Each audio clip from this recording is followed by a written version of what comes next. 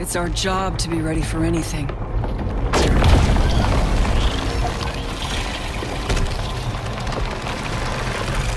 Bringing in that new year by making a video about a Ubisoft game that nobody plays anymore. Really thinking out the box with that one, Coop.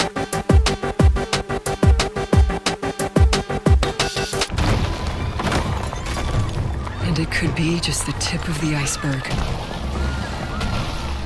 But I want Arc Raiders. That's an extraction shooter. You've got an extraction shooter at home. Perfectly good 2022 Rainbow Six extraction, right? There's nothing wrong with it. 7 out of 10 on Steam. Yeah, but no one's actually logging into that. Well, you just have to make do and play it solo. That is not me doing an impression of my mother, Norman Bates, even though conversations like that were had regularly on the shop floor of Toys R Us when I was a kid. That's the money control inside of my brain not wanting to throw down for Arc Raiders just yet because I'm convinced it's going to come out as a free-to-play. It won't for months because they're making too much money. I'm also recording this on my main PC, which as you well know is hooked up to a live support machine, and this whole thing could just stop on a good black screen at any moment. So quite tense. It's almost like a roguelike run.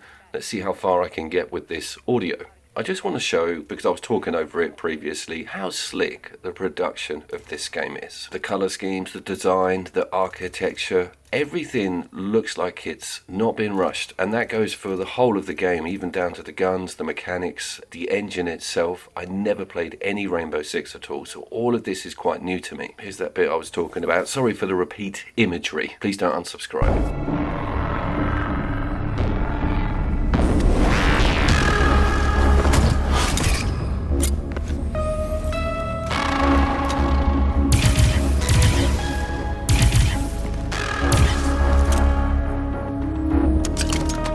Wow, it sure looks cool. Despite recording this video on the main PC, I did not capture this footage on PC. This is PSN Extra, and I spotted it the other day and I was thinking, I never fired that thing up, and there's no way I'll be allowed in on my own this far down the line with what is potentially a live service game. Straight in, no problems, and muddling through all of this on your own is actually quite fun. I'm going to talk to you about why, but I want to say that the graphics are stunning still. Put this whole thing on quality mode, you get an option, didn't even want to look at performance, was loving these resolutions and loving the very much tactical focused gunplay. So let's talk about Rainbow Six, because I know enough to say that it's not a hip firing run and gunner. And obviously I've seen all of the footage of people having those PvP battles, putting charges on doors, controlling that RC with the camera on. All of these things are in here and they sort of blend them in with an alien shooter model. Let's cover that model as well, and you're looking at some of the awesome weaponry available. It's all got attachments. I'm not too sure if this UI is the same in the newer Rainbow Six. I imagine there's probably more choice, but it's brilliant having silencers, recoil reduction, different muzzles, but they are locked to each character. We will get to that because it has got an XCOM thing going on. Incursion protocols in effect. Activating all trackers. Arc spines allow the enemy to adapt, even regrow carapace. It's some weird ecosystem feeding relationship. Locate those spines. Dang, that sounds a bit like Michael Bean, right? Hicks from Alien, Reese from Terminator 1, but it's not him. I just checked it out. I do have a Ubisoft game starring that individual coming up on the channel very shortly. Any gamer worth their salt will know what that's going to be. Anyways, back to the model. Combat, the first interaction with these aliens, I was completely turned off. I was like, where's the limb dissipation? They look way too humanoid. Why is my gun silenced? The movement's quite slow, quite sticky feeling. Chunky is the word I'm looking for. Vital signs.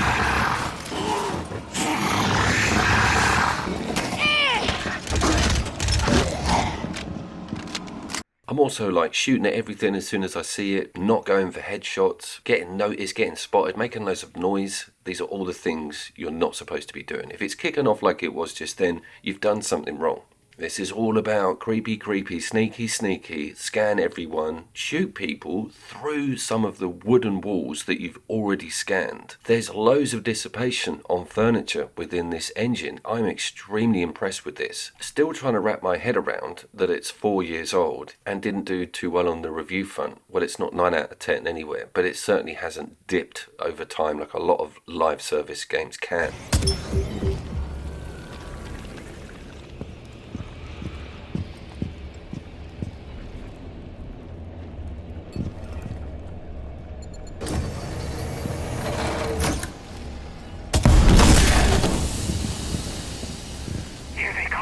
The game does quite well on indicating what the status is for things that are close to you, but you saw just then that I opened that door and had no idea that thing was behind it. Noise or a death of another alien in the vicinity will cause them to start searching around for you potentially, but the grunts and the low level stuff is incredibly short-sighted, so if you just duck down and keep out of sight, you can sometimes avoid a retaliation. There's a clip coming up of one of the few times I actually rescued somebody, and you're forced to use your sidearm, and it will push a little bit on the alien front between you and the evacuation point. The tension is unreal. I'll explain why so much is at stake in a second.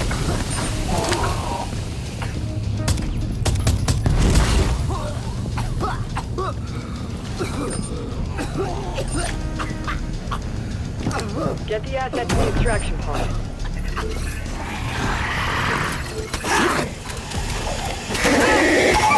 This is a fellow React member. They'll remember this.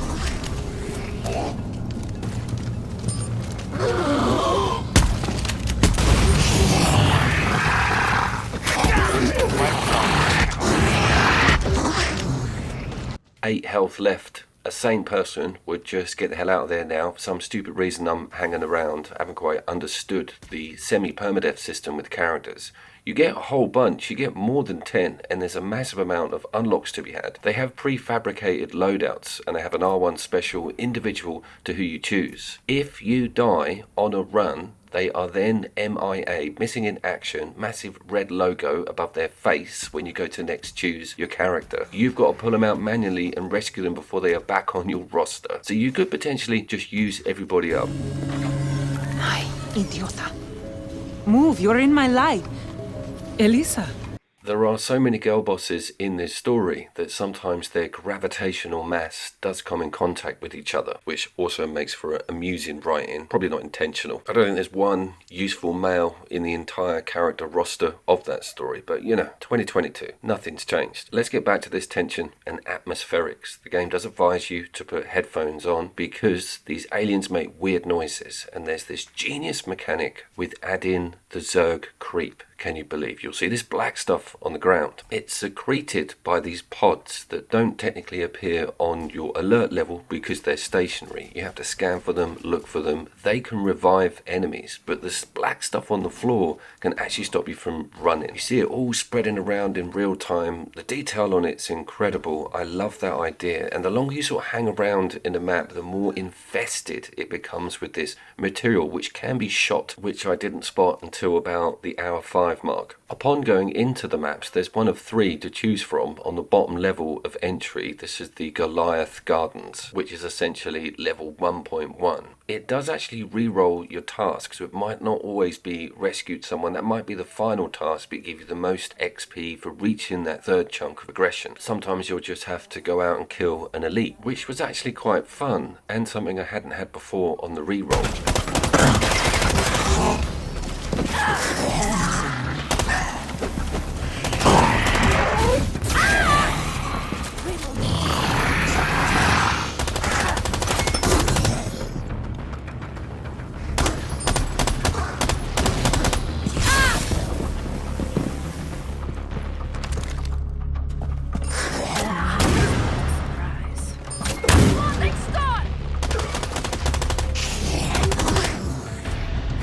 That elite was changing its mind about rallying others.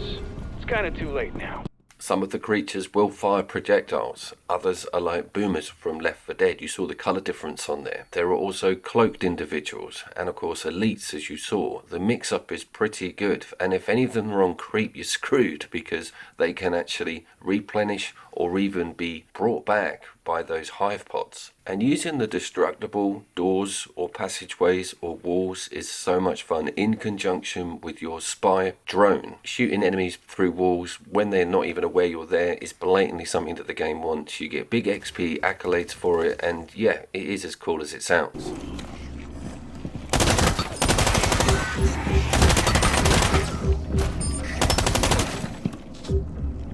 My whole point on this, my whole pitch with this video is that this game is about tactical decision making, almost identical to the ground level Rainbow Six mechanics. Flying in with a shotgun and making loads of noise and trying to shoot everything all at once is not going to work. And I appreciate the use of ordnance, high-tech equipment, cool ideas with camera drones, through-wall combat, and preparing and looking around your environment and making decisions on what the most efficient direction to go in is. It's so far away from a lot of alien shooters you see that are first person. I can see how that method or model could put some people off if you're not expecting that game message.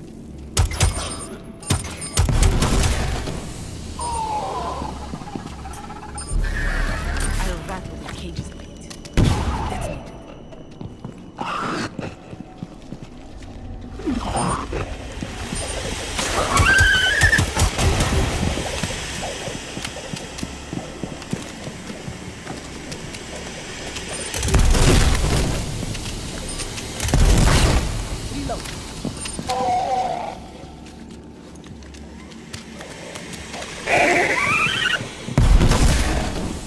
As you can see, running away and hiding should be your default setting. That brings me over to its multiplayer aspects and the build or loadout of these different characters. It's very obvious that they are aiming for multiplayer synergies and people choosing a medic, someone who's got pushback or even stealth. You can jostle out the equipment. I imagine there's huge amount of meta there. I'm not too sure what the scaling is if you go into this solo, but it is a legitimate option on a screen. This is not like I'm logging into a matchmaking system and not having anyone join. And that refers me to that tension I was talking about at the start of the video. No one is coming to rescue you, and you rarely get health packs. They're few and far between. If things go wrong, it's your own fault, and you get a massive missing in action symbol over one of your favorite characters.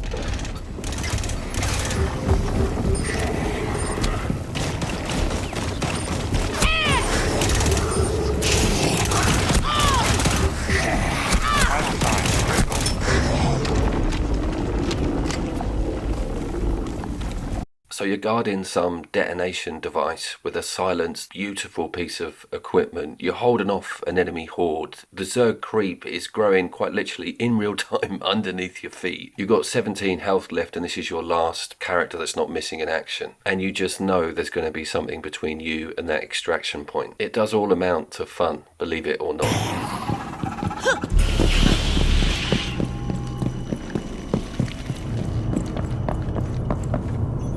Prepare for extraction. You got intel. Your efforts are not in vain. I do want to cover that alien design and lore. They've gone very much with the parasitic angle. And because most of this footage is on the lowest difficulty level, you're not seeing the mutations that they've added into the second tier. So you're seeing the base level variety. And I mentioned that humanoid thing earlier. That's really just the grunts. Everything else looks pretty damn terrifying. And the way they move, they've kind of got a slight amount of awareness and intelligence. What in the hell even are these things is anyone's guess.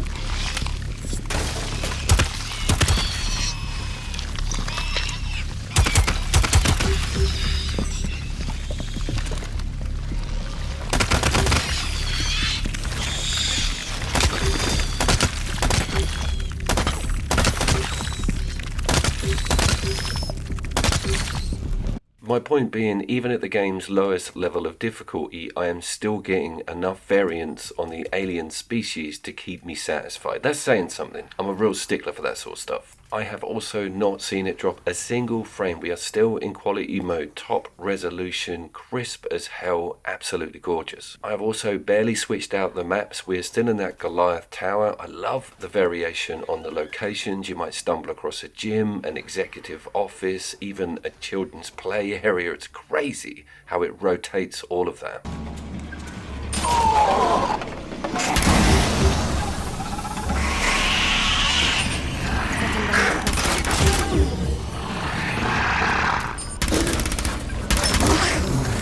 Did you play this on launch and did it look like this and were you on a PlayStation 5? Completely forgot to mention this is all SSD as well. Load times aren't massive, but of course being an online service game you still get that lobby countdown stuff. I think a lot of people were like, yeah, it's okay, and moved on. I'm also looking out for that Call of Duty that was not a zombie mode but was also a little bit like this with purple aliens in it. It was about 5 years ago. It wasn't the Treyarch guys. I may dig that one up as well. I'm quite interested in a first-person alien horde shooter. If you have access to PSN Extra, I 100% recommend this. Get a mate involved, don't tell them anything, just listen to them, get more and more frustrated. We all know how fun that is. If you're like me and a bit of a gaming sadist and you think, yeah, I don't mind a bit of punishment, loads of death and just difficulty for hours and hours and hours, then go in solo by all means. You won't be unimpressed. And it does look like a 9th generation video game. My PC did not black screen. I've still got to render this though. Wish me luck. I was Couch Coop and I look forward to seeing you down there. Reload.